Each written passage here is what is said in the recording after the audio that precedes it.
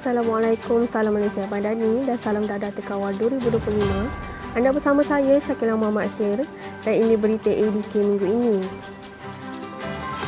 AEDK rangkul tempat ketiga Anugerah Hari Inovasi KDN. KPADK terima kunjungan hormat pengarah urusan skop production Sdn Bhd. 87 pesara diraikan. Memulakan langkah pertama memerlukan 1000 kekuatan. Langkah seterusnya memerlukan nekat dan juga keyakinan.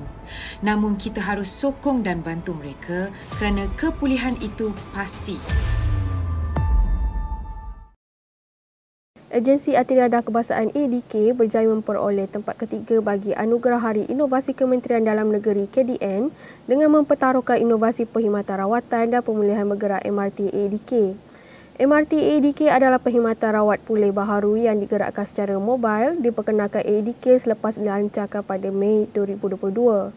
Mengetengahkan konsep AEDK kepada anda, MRT bertujuan memudahkan proses rawat pulih klien sekaligus memudahkan akses kepada sistem rawatan dan pemulihan mereka yang terjebak dengan masalah penagihan dadah.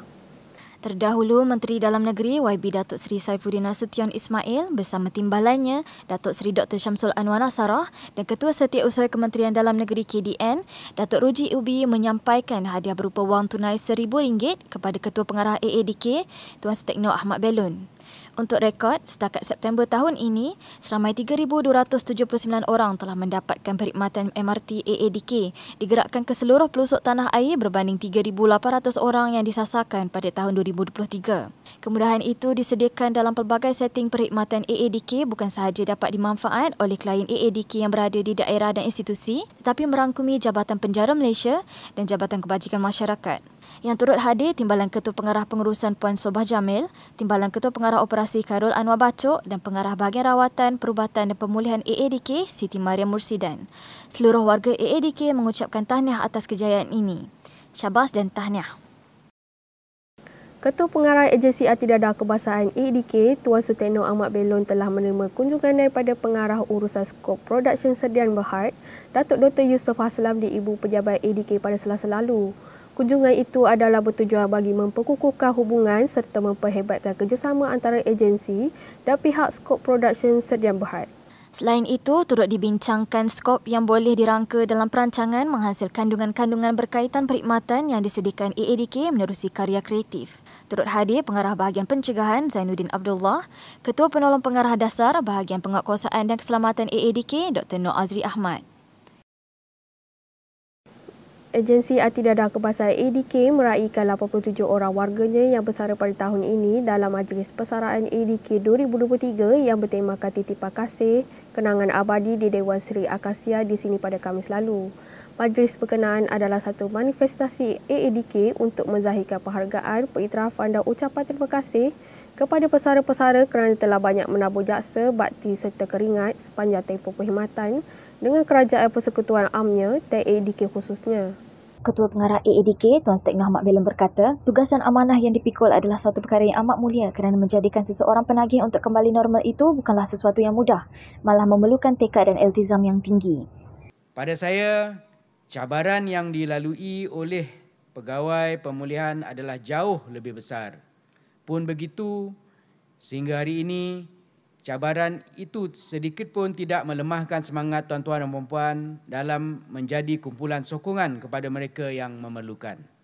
Sumbangan dan sokongan kalian semua yang menjadikan nama AEDK terus unggul sekaligus perkhidmatan yang ditawarkan AEDK terus relevan dan mendapat tempat dalam masyarakat sejagat. Sudah pastinya budi dan keringat kalian semua akan kami sanjung dan dikenang sampai bila-bila. Dalam pada itu, Tuan Sutekno berkata, persaraan itu bukanlah sebuah perpisahan, malah menyeru mereka untuk meneruskan usaha sebagai pakar dalam mencegah dan merawat pulih penagihan dadah dalam masyarakat di komuniti masing-masing.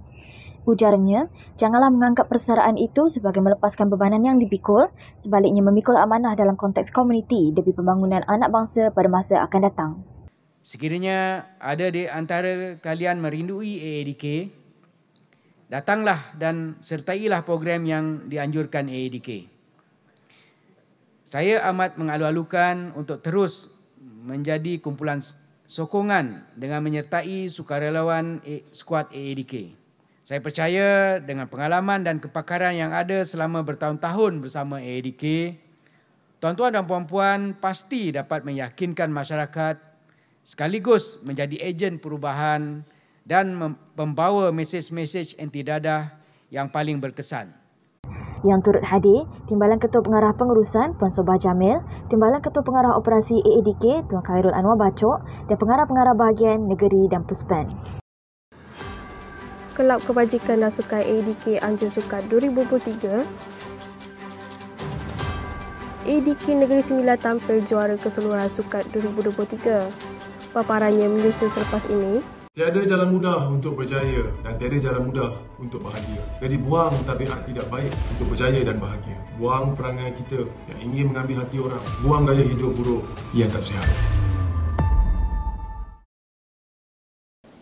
Kejohanan Sukan Agensi Antidadah Kebangsaan Sukat 2023 Anjuran Kelab Kebajikan dan Sukan AADK membuka tirai dengan acara tamping bowling di Wang Sebol, IOI City Mall Putrajaya. Acara Sukat 2023 diadakan sempena dengan Hari Sukan Negara yang diraikan setiap tahun dan gimmick pembukaan Sukat 2023 dimulakan dengan balingan pertama oleh Ketua Pengarah Agensi Antidadah Kebangsaan AADK, Tuan Sutekno Ahmad Belon. Seramai 80 peserta yang terdiri daripada pegawai kanan AADK termasuk pengarah bahagian, ketua unit, pengarah AADK Negeri dan pengarah Pusat Pemulihan Penagihan Narkotik Puspen. Perincian lanjut, kita terus saja bersama rakan setugas Ami Zahin. Silakan Ami. Terima kasih rakan setugas. Kini saya berada di Uptown Sport Bangi di mana kita telah mengadakan kejohanan sukan AADK 2023 iaitu Sukat yang di mana kita mengumpulkan semua keseluruhan agensi antidadah kebangsaan di sini. Bersama-sama saya Biro Sukan daripada Kelab Kebajikan dan Sukan AADK. Untuk makluman, kita melibatkan 15 kontingen, seramai 460 orang peserta.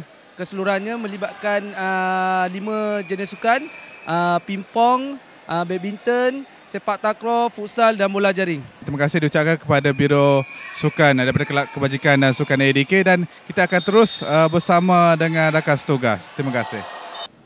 Kontingen Agensi Antidadah Kebangsaan AADK Negeri Sembilan dinobat sebagai juara keseluruhan dalam kejohanan Sukan AADK Sukat 2023. Ia selepas kontingen itu berjaya memenangi 3 daripada 5 acara yang dipertaruhkan Sukat 2023 iaitu johan bagi acara bola jaring, tempat kedua acara sepak takraw dan tempat ketiga bagi acara pingpong.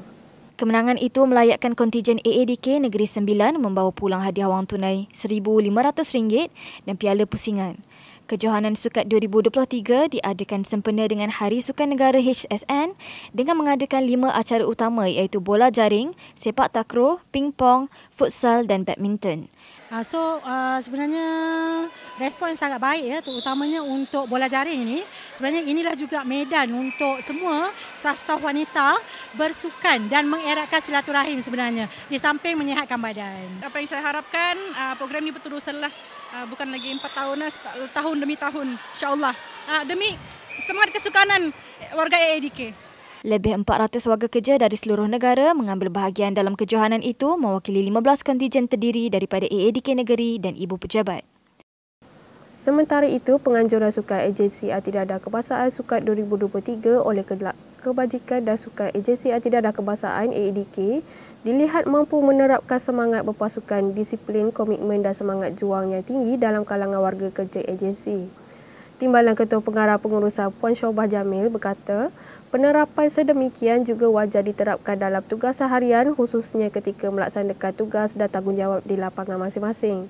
Katanya beliau percaya dengan adanya semangat itu, AADK mampu membawa perkhidmatan pada tahap yang lebih membanggakan.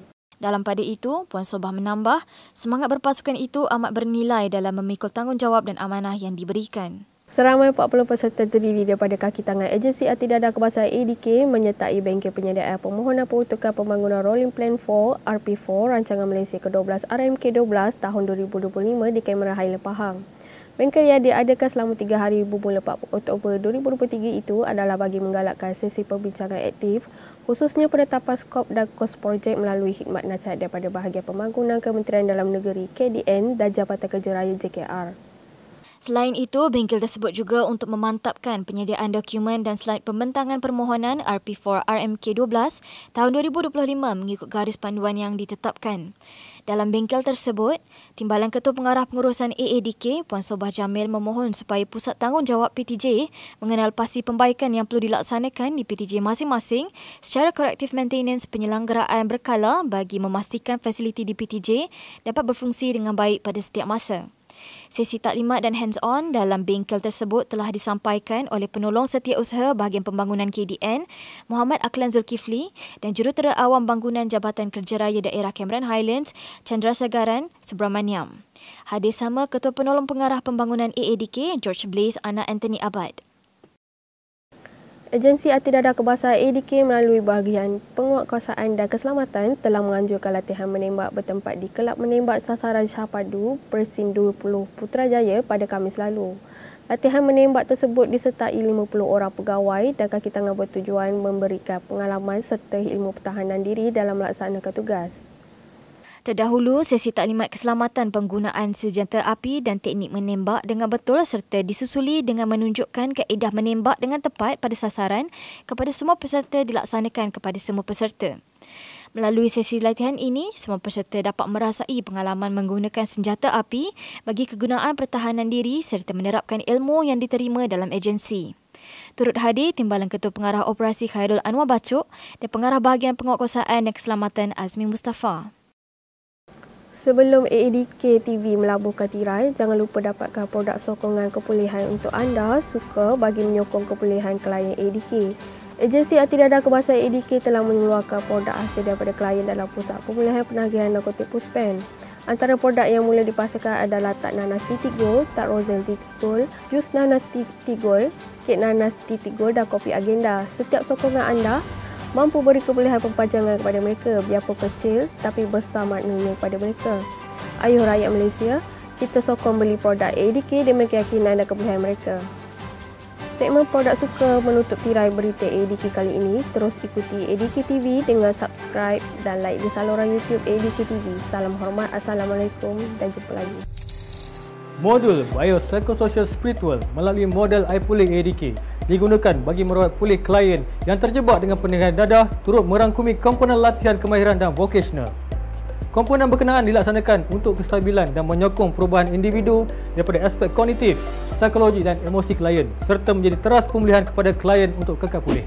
Pada tahun 2021, pelaksanaan latihan kemahiran dan vocational diperluaskan ke 30 pusat pemulihan penagihan narkotik Puspen dengan 105 aktiviti vocational dilaksanakan menerusi 4 bidang utama.